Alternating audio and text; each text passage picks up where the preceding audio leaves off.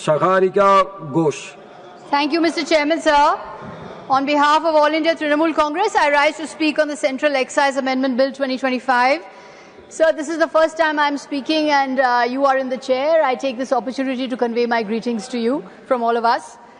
A brief word, sir, on procedure. Today, the supplementary list of business was given to us just 30 seconds before the House started. So the House started at 11 a.m. The supplementary list of business arrived just a few seconds before the House started. So what kind of procedure is this? Without giving us adequate time to study the bills, how can we be prepared with substantive interventions in the House? So this procedure must be introspected on by the government. Sir, the Central Excise Amendment Bill 2025 revises taxes and cesses on tobacco and tobacco products. No doubt, this is an extremely important bill.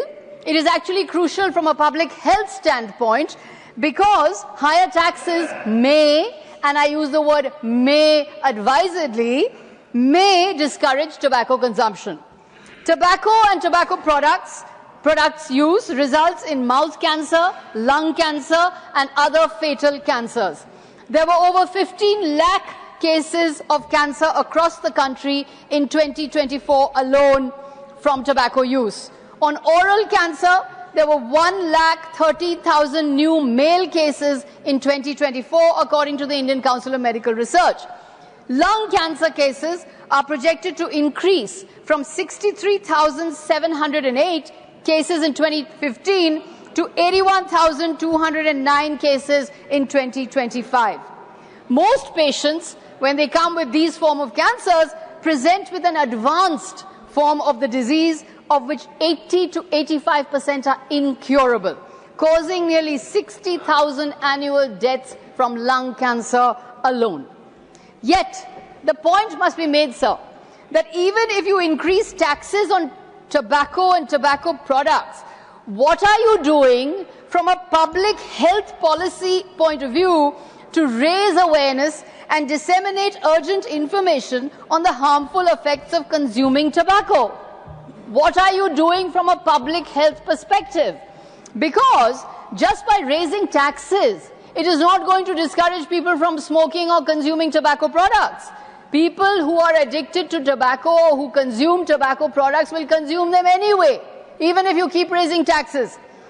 We have seen that the government is not taking any steps to control that pan masala and tobacco advertisements are being done by celebrities and influencers across media. What is the government doing to control these kind of advertising? You see, if you keep raising taxes but then don't do anything for health, people are still going to consume that tobacco whether you raise taxes or not. You claim that increasing taxes on tobacco discourages consumption, but public health allocation details are missing. Global best practices show that tobacco taxes are most effective only when paired with strong public health interventions. Therefore, this bill is a revenue move. It is a pure and simple revenue move. It is not a public health reform. This is a revenue move to profiteer on taxes. It is not a public health reform. So ours is a federal system of governance, and the cornerstone of the federal polity is transparency in allocation of tax revenues. Taxes are shared with states, but a cess is not. Cess revenue is not shared with states. In cess, the centre retains more revenue while the states get less. This raises important questions on fiscal centralization and reduced autonomy of states. In this bill, there is no clarity on long-term revenue sharing or impact on states, and this undermines trust in the tax cess restructuring. In 2012, cess formed 7% of the union government's total tax revenues. In 2025, cess is estimated to be about 20% of the union government's total tax revenues. This means that for every 100 rupees, the union government earns rupees 20 via cess. A Controller and Auditor General report exposed that in 2018-19, the union government withheld, sir, 1 lakh crore of the 2.75 lakh crore collected through various cesses in the Consolidated Fund of India, or the CFI. Rupees 10,000 crore of the road and infrastructure cess collected during the year was, I quote, neither transferred to the related reserve fund nor utilized for the purpose for which the cess was collected. More alarmingly, rupees 1.24 lakh crore collected as cess on crude oil in the past 1 decade had not been transferred to the designated reserve fund Oil Industry Development Board and was retained in CFI.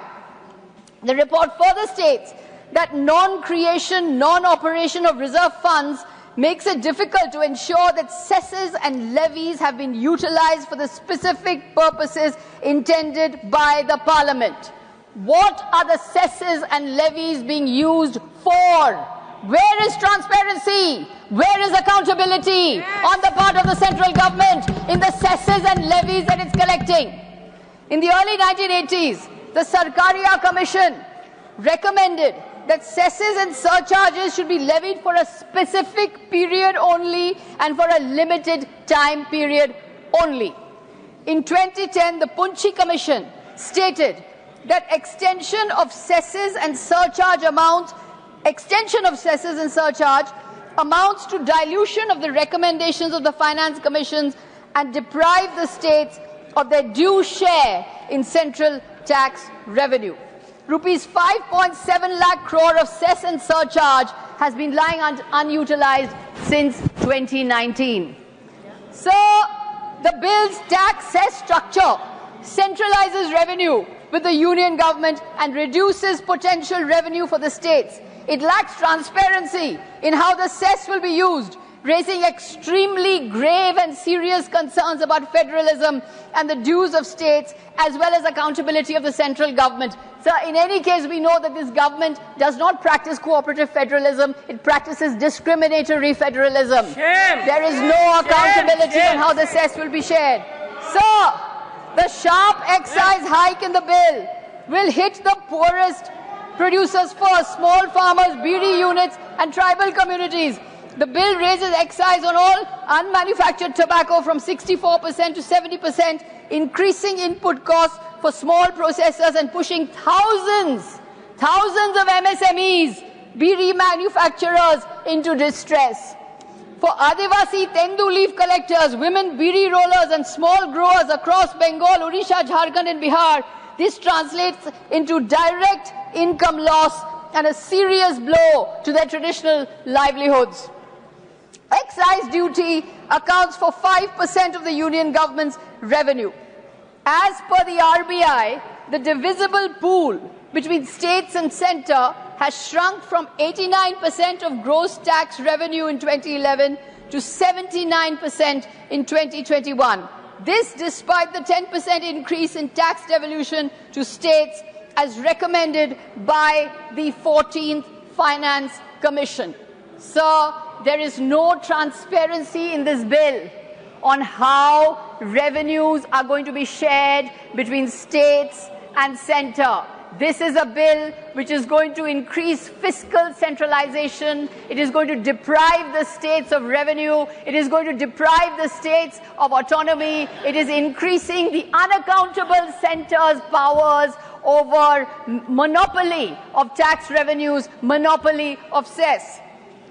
শেষে sir একটু বাংলায় বলি আমি জানি যে কেন্দ্র সরকার তো বাংলা বোঝেন না তবুও বাংলায় বলি যে আমি বাংলাতে বলছি কিন্তু আমি যখন বাংলাতে বলছি হয়তো আমাকে বাংলাদেশি বলবে কারণ বাংলা ভাষাকে বাংলাদেশি ভাষা বলে দিল্লি পুলিশের কেন্দ্র সরকার একটা নোটিশে দিয়েছে যে বাংলাদেশি একটা ভাষা আছে জানো একটা বাংলাদেশি ভাষা বলছে পরিযায়ী শ্রমিকরা নাকি বাংলাদেশি ভাষা বলে আমি বাংলাতে বলছি আমাকে হয়তো বাংলাদেশি বলে তাড়িয়ে দেবে যাই হোক স্যার যারা শ্রমিক যারা কাজ করে যারা তামাক কারখানায় কাজ করে যারা বাড়িতে কাজ করে তারা সবাই একটা জিনিস চায় স্যার মাইনে মাসে মাসে মাইনে পাওয়া উচিত মাইনে যদি না পায় তাহলে কি করে ঘর চলবে, কি করে বাচ্চাদের বড় করবে,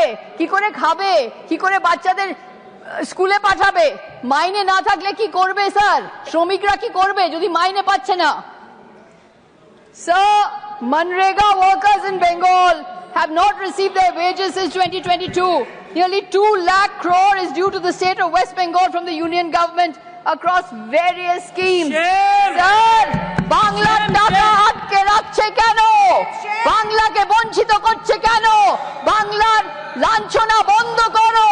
বাংলার টাকা কেন আটকে রেখেছো?